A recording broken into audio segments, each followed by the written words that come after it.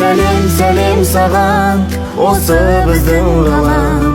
Сені ата-анаң шексіз армандаған. Қош келдің өмірге, кішкентай адам.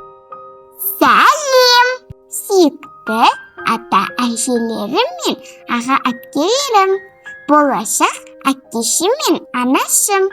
Мен сіздердің махаббаттарыңыздан жаралған кішкентай бақытпын.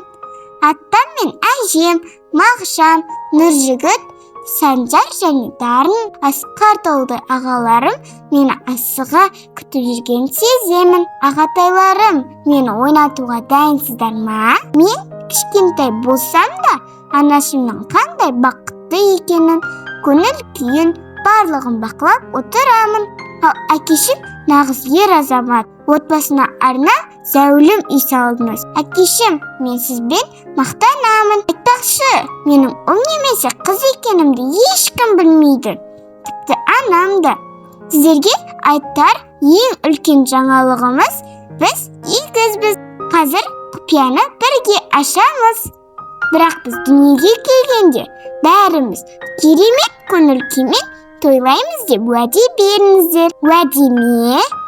Жарайды, сендік. Сәлеммен. Әкешім Әсет пен анашым Айжанның асыға күткен болашақ.